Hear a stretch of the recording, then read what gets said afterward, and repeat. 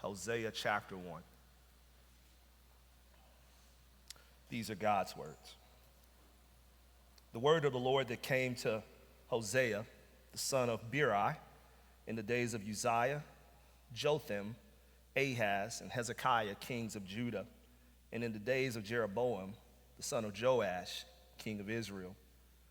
When the Lord first spoke through Hosea, the Lord said to Hosea, "Go, take to yourself a wife of whoredom, and have children of whoredom, for the land commits great whoredom by forsaking the Lord." So he went and took Gomer, the daughter of Diblaim, and she conceived and bore him a son. And the Lord said to him, "Call his name Jezreel, for in just a little while I will punish the house of Jehu for the blood of Jezreel, and I will put an end to the kingdom of the house of Israel. And on that day I will break the bow of Israel in the valley of Jezreel." She conceived again and bore a daughter. And the Lord said to him, "Call her name No Mercy, for I will no more have mercy on the house of Israel, to forgive them at all. But I will have mercy on the house of Judah, and I will save them by the Lord their God. I will not save them by bow or by sword or by war or by horses or by horsemen." When she had weaned No Mercy, she conceived and bore a son, and the Lord said, "Call his name Not My People, for you are not my people, and I am not your God. Yet the number of the children of Israel shall be like the sand of the sea, which cannot be measured or numbered. And in the place where it was said to them, 'You are not my people,' it shall be said to them, 'Children of the living God.'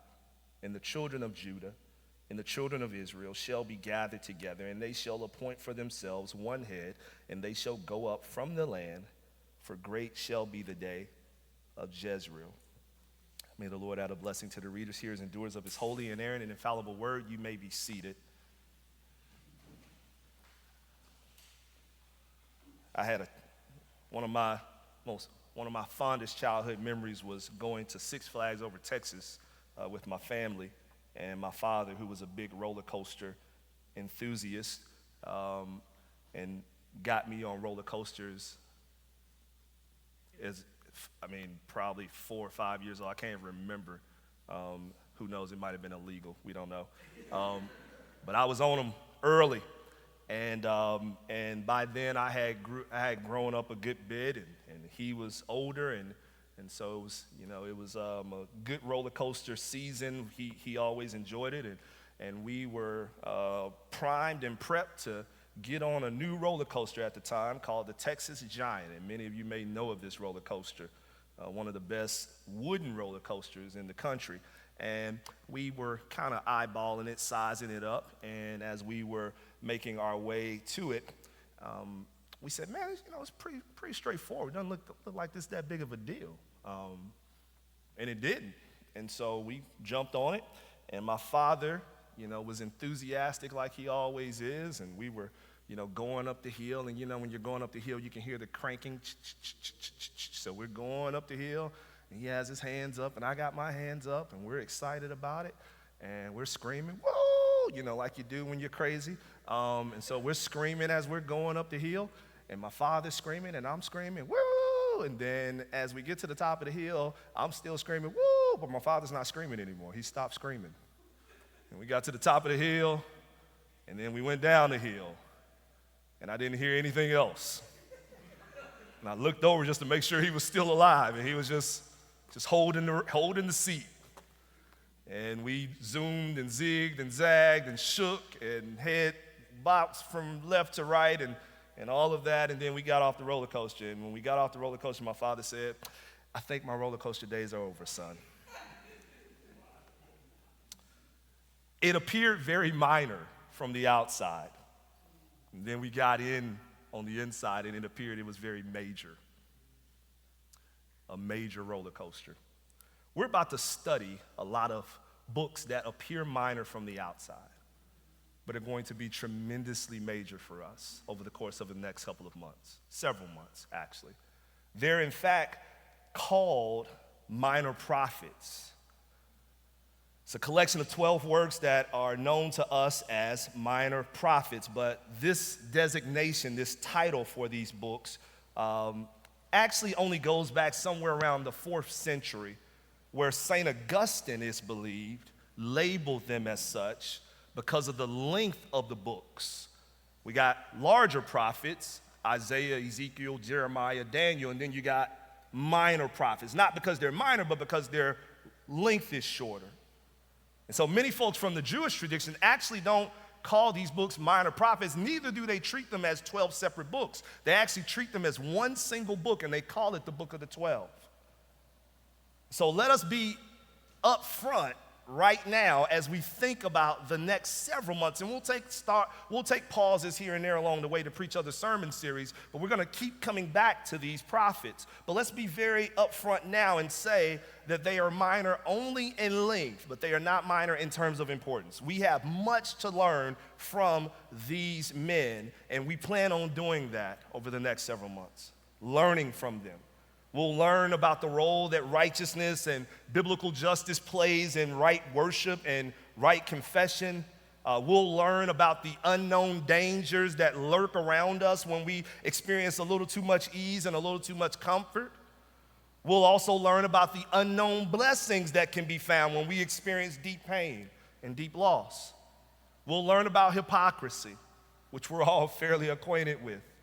We'll learn about depending too much on man rather than God. We'll learn about idolatry and spiritual adultery. But we'll also learn about, in the midst of that idolatry and adultery, God's relentless mercy towards us and his love for us, despite our routine and consistent unfaithfulness towards him, which leads us to the first book, Hosea. Hosea is this masterful poetic book that captures the writings of this man whose name literally means salvation. And it captures the writings of this man as he seeks to proclaim with words and literally with his life God's holy and righteous displeasure with Israel and God's patient and merciful desire for Israel. We constantly witness through Hosea's words and life that God is fed up with Israel and yet patient with them, not desiring the end of their relationship, but rather their restoration. Hosea is written in a time where Israel is experiencing great prosperity, and out of that prosperity has come a great straying away from God and a chasing after other idols. So God calls Hosea to a very unusual task. He calls him to wed an unfaithful woman, a woman who not only enters the marriage in sexual promiscuity, but continues in such promiscuity throughout the marriage. And God does this in order to give Hosea, Israel, and everyone in history that will follow behind them an understanding of the pain that we cause him in our infidelity. In fact, the following has been said about the book of Hosea. Hosea reads more like a love letter than systematic theology, more like a peek into God's personal diary than a sermon, more like an exploration of God's heart than a journey through his mind. If the Gospels explore the meaning of God becoming human, then Hosea describes what happens when humans are allowed to see what it means to be God. End quote. It is well known that very few events in our lives cause more emotional pain to us than infidelity. And it's for this reason, because human beings long for and need connection. And because of that need for connection and that longing for connection and love, infidelity tramples on that need in ways that few other acts can do. In fact, there's one author that highlights that when humans receive threats to their important relationships, the brain responds in such a way that in the same way that it would respond to a physical wound. The emotional wound of infidelity, for example, hits us the same way, at least in the brain, that a physical wound would hit us. One professional therapist puts it this way. She says that when I'm dealing with my clients and one of them has committed infidelity, I like to remind my clients that their having committed infidelity should be thought about and seen through the same type of pain that if they were to literally run over their spouse in their car. Because the length of time that it takes to physically heal from such a horrible accident is probably similar to the length of time it will take to emotionally heal from infidelity. God wants us to feel that pain as we are navigating through this book. So by calling Hosea to marry a woman that violates her covenant with him by chasing other men, it's clear that God wants us to feel the weight of chasing other gods. He wants us to feel the weight of unfaithfulness. Beginning in verse 1 of chapter 1, it says, the word of the Lord, let's pause and say this. We will make grand sweeping kind of flyover sermons over the next several months. So we're about to span through 3 chapters in about 35 minutes, all right? And we're going to do a lot of that over the course of the next several months as we navigate through the minor prophets, or the 12. But verse 1, it says, the word of the Lord that came to Hosea, the son of Beeri, in the days of Uzziah, Jotham, Ahaz, and Hezekiah, kings of Judah, in the days of Jeroboam, the son of Joash, king of Israel, when the Lord first spoke through Hosea, the Lord said to Hosea, go take to yourself a wife of whoredom and have children of whoredom, for the land commits great whoredom by forsaking the Lord. The land commits great whoredom by forsaking the Lord. Before we dive too deeply into that, I think it's important to mention that right here, there is some debate as to whether this call to marry this woman is a metaphor, or if this call to marry this woman is some sort of vision that Hosea is having. But I personally don't see anything that lends strong support to either of those ideas. Instead, what I do see is God calling Hosea to act out his prophetic words in a very dramatic fashion to Israel. And by the way, this isn't the first time that God has done this. When you look back at Isaiah, for example, he calls Isaiah to walk naked for 3 years. It's a little extreme, at least in our opinion. He calls Ezekiel to bake bread over human waste. It's a little extreme, at least in our opinion. And these prophetic acts, however, are known as sign acts. They play out like dramas intended to deepen the prophetic meaning and paint unforgettable pictures for the words that God is speaking through his prophets. So this appears to be a sign act that is intended to show Israel a picture of their infidelity and a picture of God's faithfulness. This is not intended to be replicated any more than Isaiah's 3-year nakedness is intended to be replicated and duplicated. Or Ezekiel's human waste oven bread is intended to be duplicated or replicated. Exodus chapter 20 that calls us not to commit adultery. 1 Corinthians chapter 6 that calls us to not commit adultery are still intended to be used as our standard. But why is this particular act considered to be a sign act? Why is this particular act being called for by God? He tells us, very first couple of verses, the land commits great whoredom by forsaking the Lord. The masses who claim to know God, who claim to represent God, in the midst of all of their prosperity, in the midst of all of their plenty, have turned their backs completely on God. And God desires for them to hear about it and to see it, to visually see it.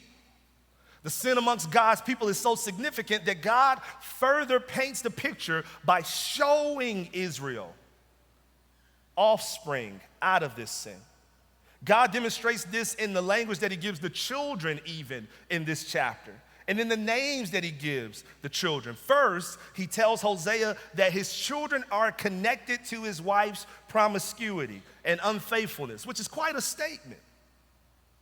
He calls them children out of whoredom, children of whoredom. Basically saying the watching world will always debate who the children actually belong to. They will always debate who is actually these children's father, which is parallel to Israel, as they go around claiming the one true God as their God while giving themselves to other idols. People will look and say, I don't know. Who is really their God? But he starts with this one child named Jezreel. Jezreel represents God's judgment. Verse 3, it says, so he went and took Gomer, the daughter of Diblaim, and she conceived and bore him a son. And the Lord said to him, call his name Jezreel, for in just a little while I will punish the house of Jehu for the blood of Jezreel, and I will put an end to the kingdom of the house of Israel. And on that day I will break the bow of Israel in the valley of Jezreel. The first son's name, Jezreel, is intended to point us back to God's impending coming judgment of Israel. We know this because of a very familiar story that Israel probably would have been aware of that we find in 2 Kings chapter 10. In that story, in 2 Kings chapter 10, King Jehu conspires to kill the many sons of Ahab who threaten his throne. 70 sons in all.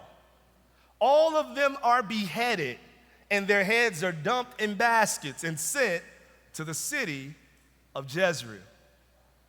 And although Jehu's reign was not in play in this moment in Israel's history, the kingdoms that succeeded him were growing not just in their wealth and in their plenty and in their prosperity, but also growing in their idolatry. So Hosea's first son was a warning that God's judgment on Israel was fastly approaching for their waywardness, in the same way that it was once approaching in Jezreel for the 70 sons. She conceived again, verse 6 says, and bore a daughter. And the Lord said to him, call her name No Mercy, for I will no more have mercy on the house of Israel to forgive them at all, but I will have mercy on the house of Judah, and I will not save them by the Lord their God. I will not save them by bow or by sword or by war or by horses or by horsemen.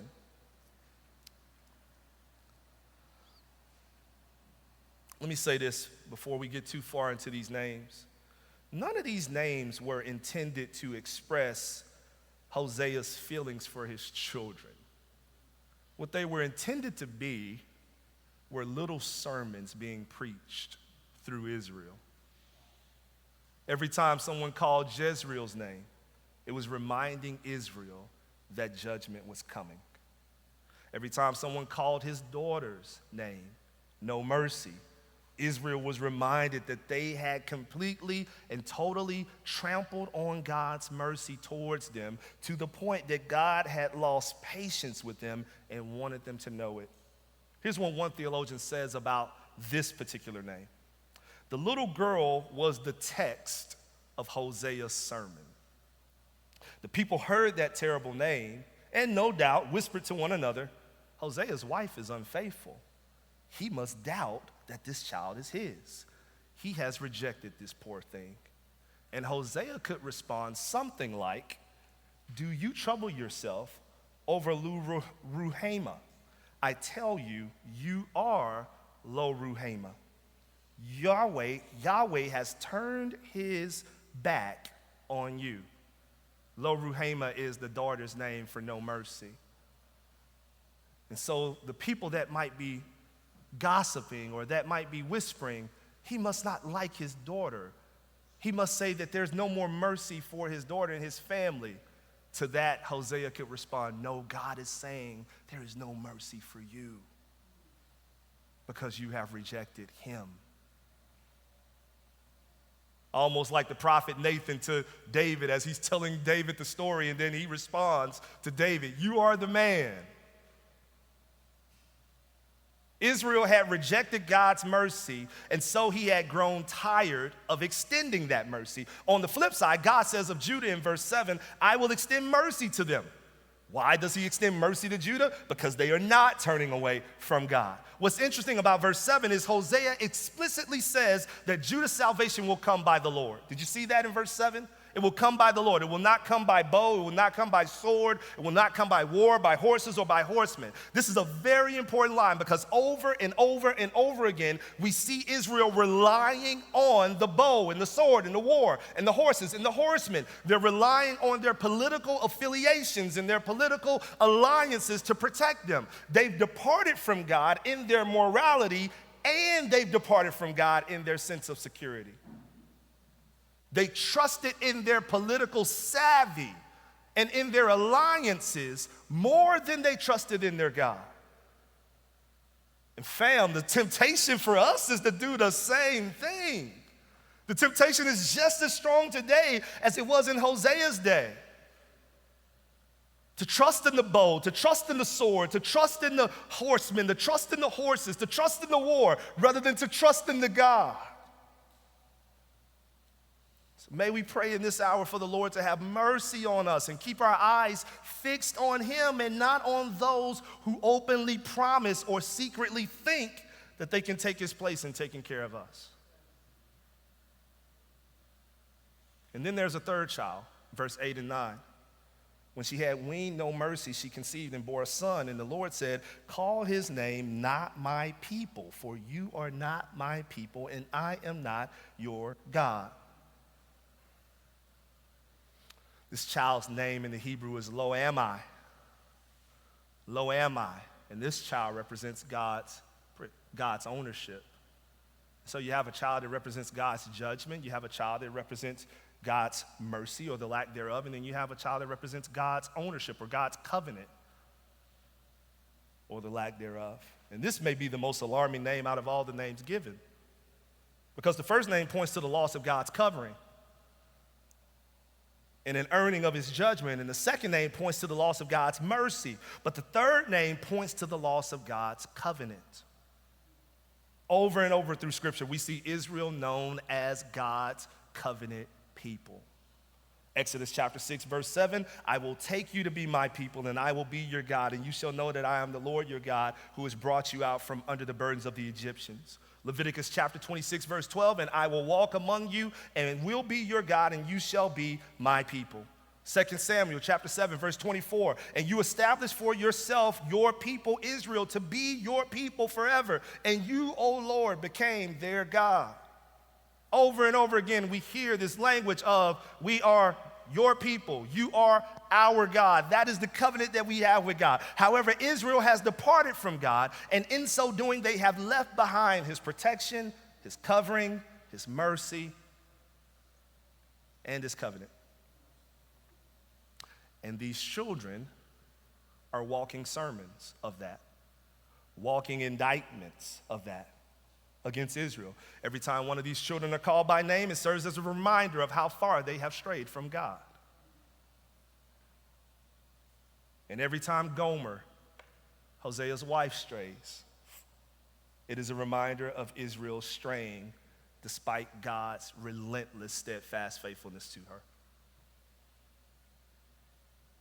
God says, since you departed from me, he is literally saying in verse 9, I am not I am to you.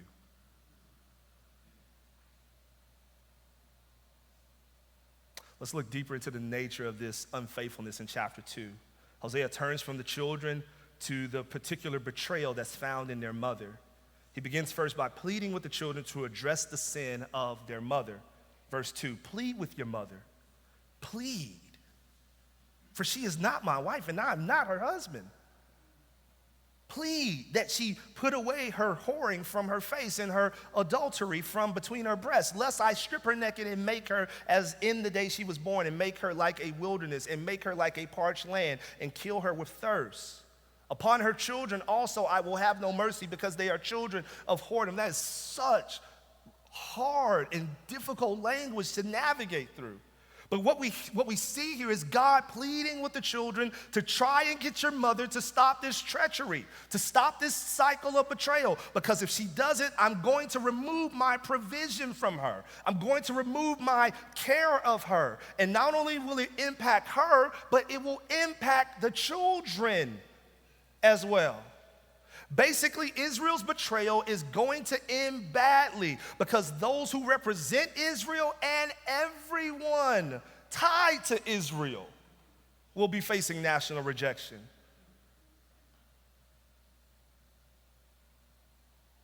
You see, more often than we care to acknowledge, brothers and sisters, our sin has an effect not just on us individually, but on everyone around us that we provide leadership and protection and provision for. We have all watched churches be brought to dust because of the idolatry within the leadership.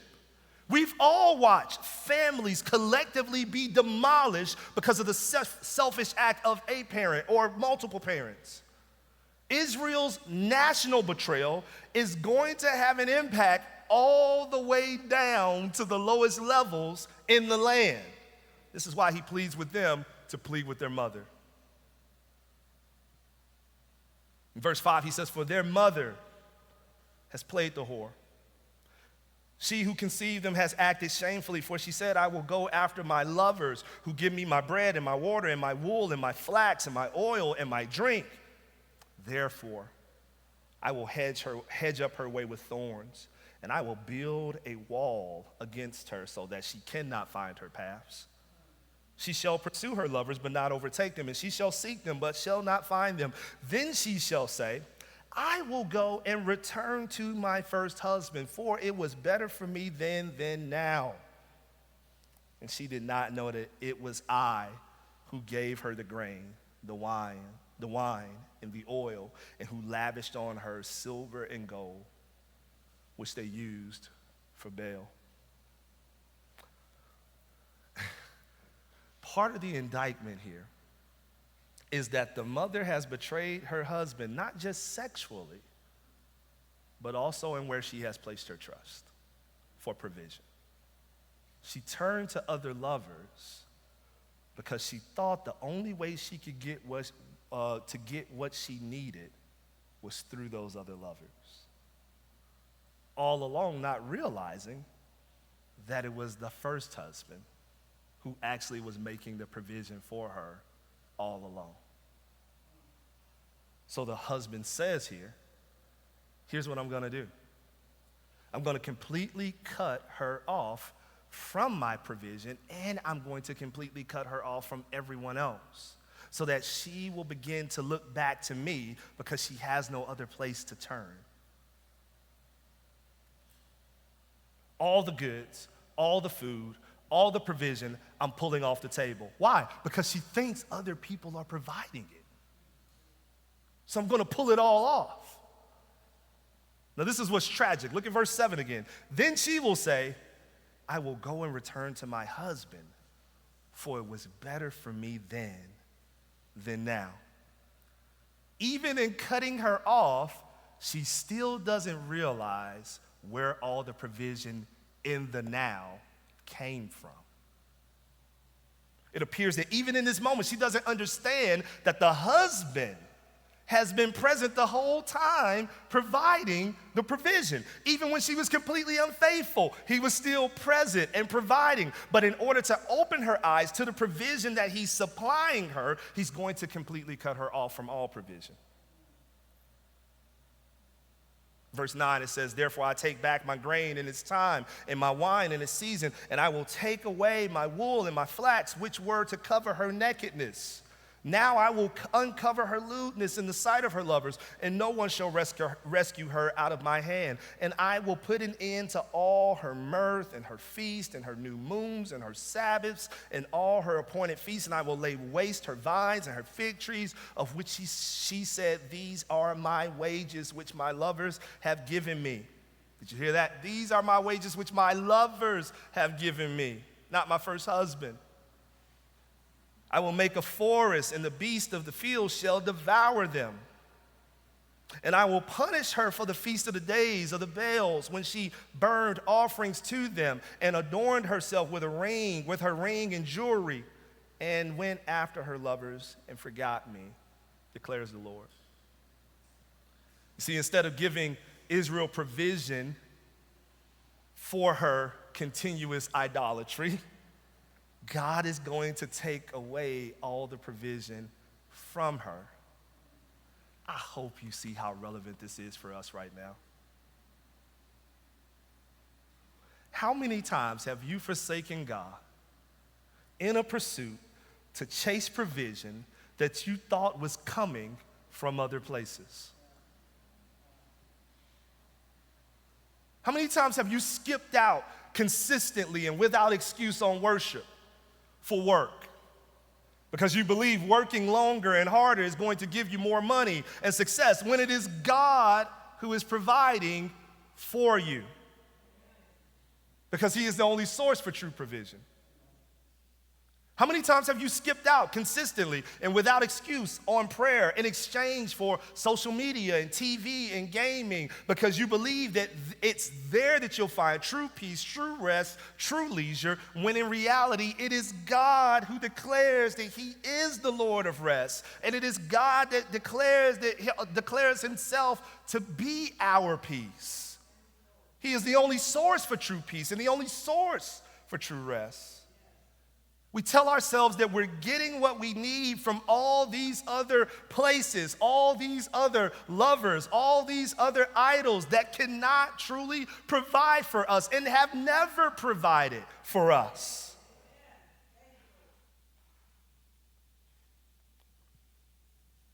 So every once in a while, in an act of love and in an act of devotion to us, God will remove the provision. He'll remove the peace. He'll remove the rest in an effort to redirect our attention back to Him. Are you in the middle of one of those moments? Maybe you have no peace. Maybe you have no rest. Maybe you don't even have any provision. But you keep looking everywhere else to find it. You keep looking to those same lovers, those same idols, sex, money, power,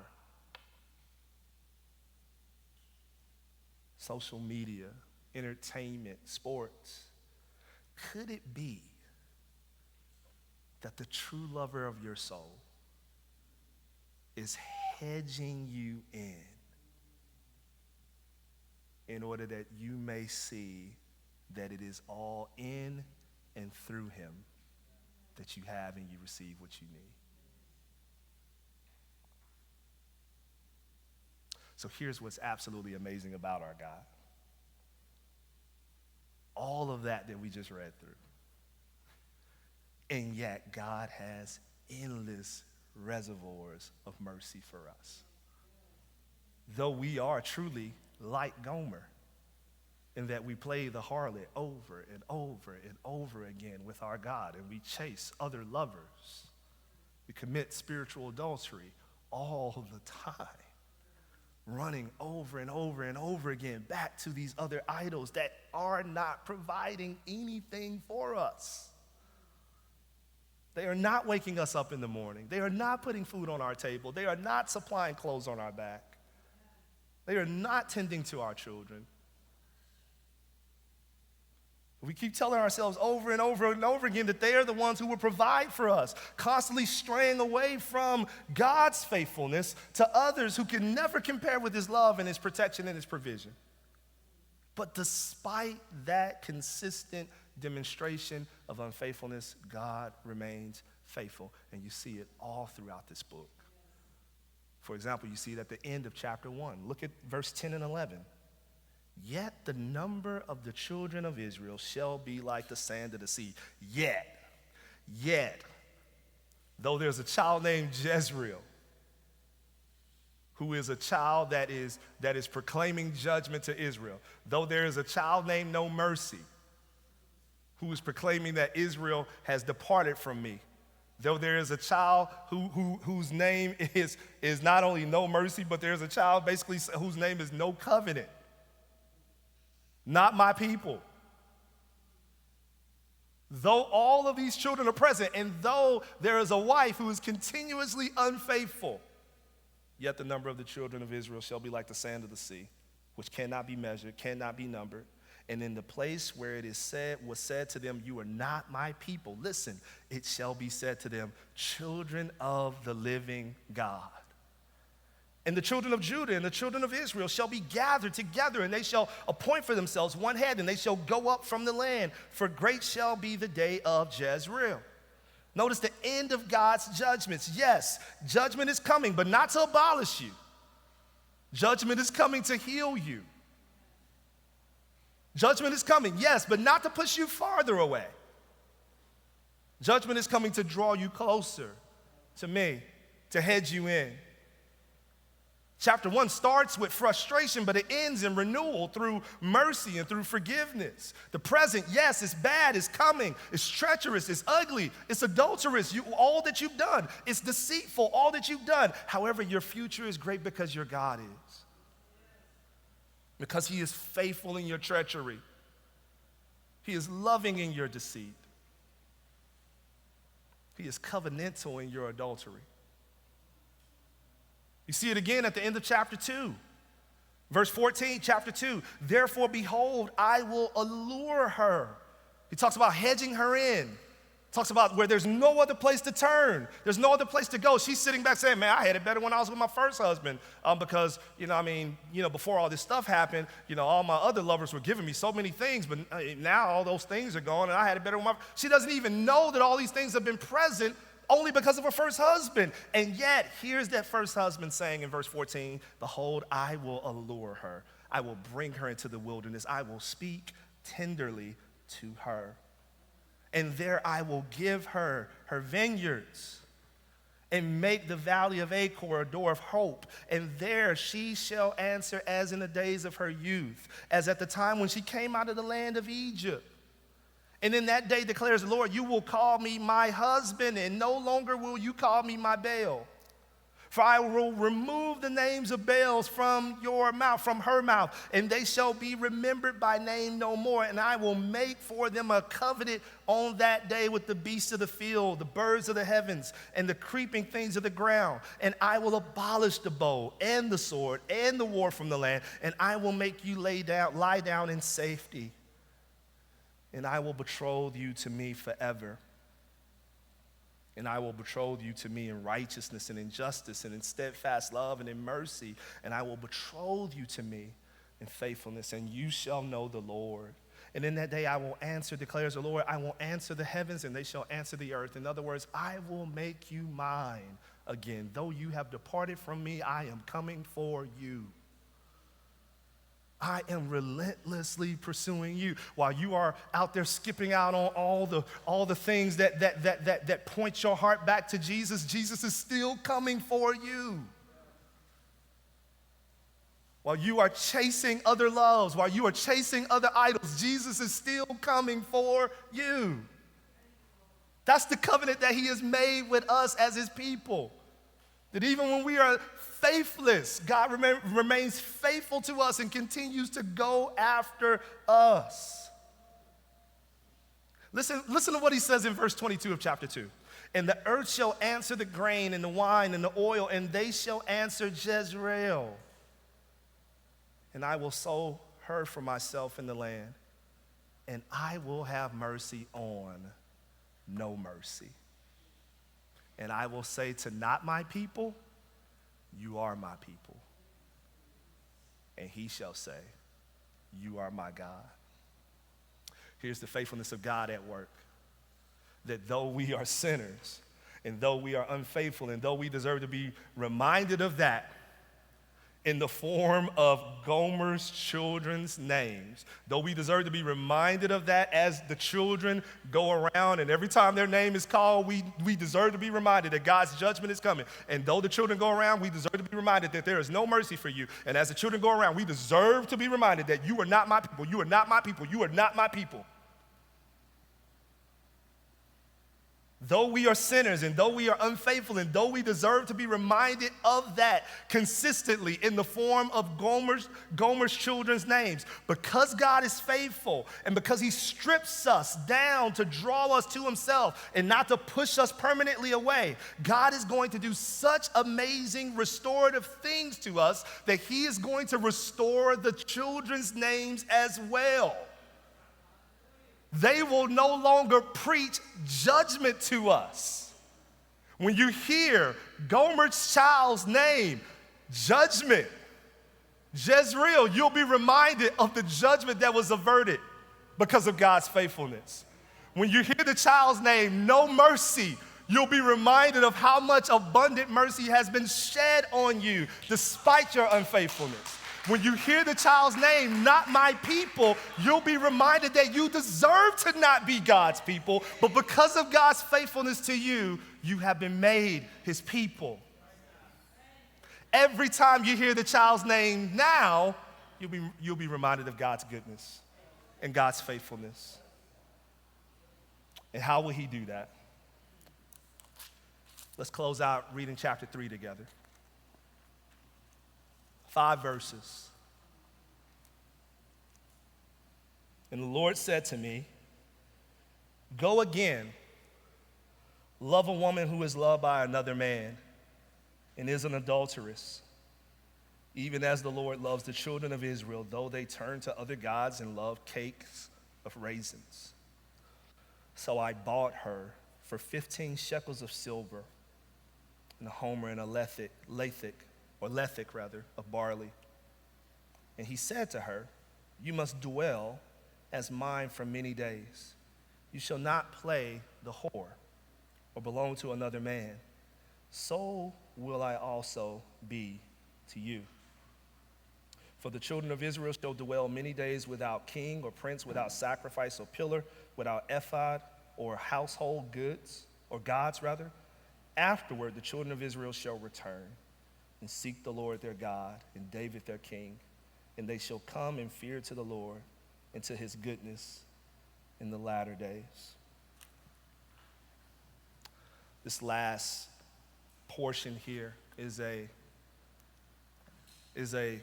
first-person view at the hurt and the pain of unfaithfulness.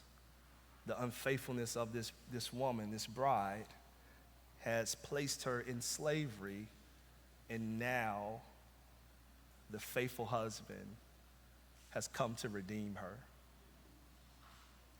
has come to pay for her, to win back her freedom and to bring her back into right fellowship. And God says, that's you, Israel. Where do you see that? Where do you see that ransom ultimately being paid? It's paid in Christ.